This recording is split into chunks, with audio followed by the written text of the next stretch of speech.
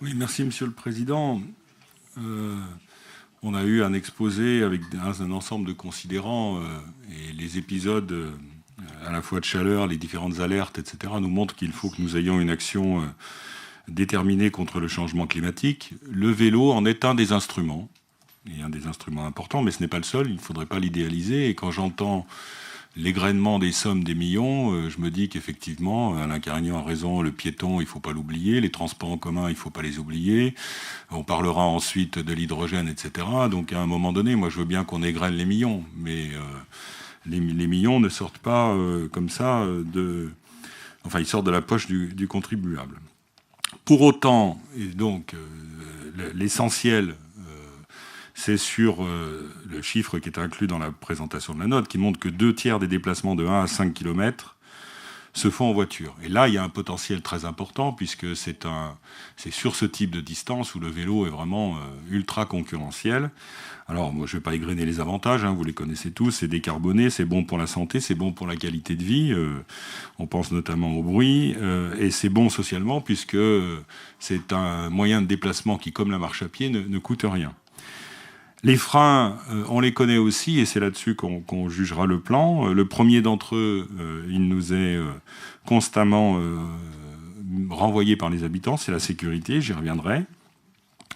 Les multi-usages aussi, puisque lorsqu'on transporte des enfants, lorsqu'on transporte des bagages, malgré les investissements qui sont faits sur de vélos cargo, etc., c'est plus compliqué. Et puis, j'y reviendrai aussi sur la multimodalité, avec notamment le train, les bus et les trams, puisque sur des distances un peu plus importantes, si on veut vraiment développer la pratique du vélo, il faut que nous travaillions sur ce point-là.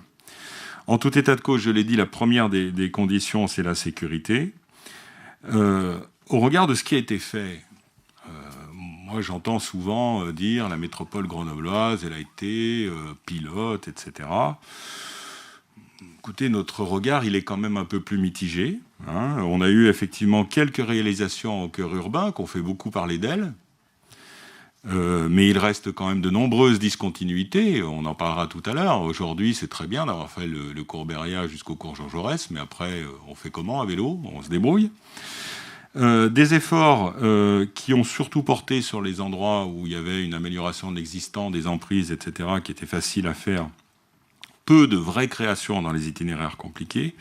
Et puis, et c'est le point fondamental, un réseau secondaire ignoré. On a beaucoup parlé des autoroutes, en oubliant que pour arriver à l'autoroute, il faut des routes. Et que donc, c'est avant tout, si on n'est pas sécurisé sur les premiers kilomètres, c'est un des facteurs qui fait qu'on ne prend pas le vélo.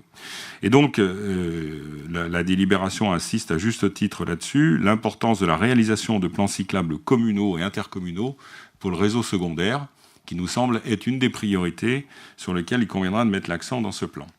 Donc nous partageons bien évidemment la préoccupation d'implication des communes, avec toutefois un souci de visibilité sur la programmation de la réalisation des itinéraires, un plan qui soit phasé dans le temps et qui engage la métropole.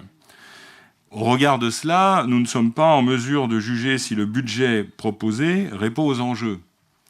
Ceci devra être précisé. Moi, je ne sais pas dire s'il faut 25, 50, 110, etc. Par contre, je sais très bien dire si par rapport aux priorités qu'on a remontées, il faut 5 ans, 10 ans ou 15 ans pour les réaliser.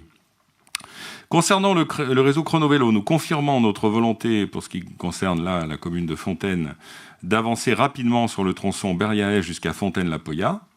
Nous rappelons à cette occasion que les itinéraires envisagés sont la rue de la Liberté ou l'avenue Aristide-Briand sur Fontaine, puisqu'on a vu des boucles sur le schéma qui passait encore par le pont du Vercors. C'est intéressant pour le franchissement du pont, mais nous rappelons que la commune de Fontaine n'a jamais considéré l'avenue du Vercors comme un itinéraire chrono-vélo.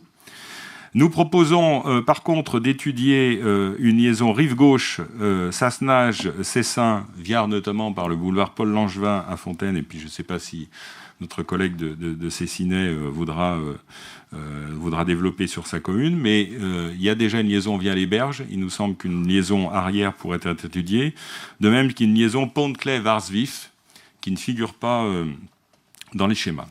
Nous approuvons l'orientation concernant l'intervention sur le réseau principal, et notamment la densification du réseau tout public sécurisé et sans discontinuité, en complément du réseau Chronovélo. Je l'ai dit, s'il n'y a pas les routes pour arriver à l'autoroute, ça ne marchera pas.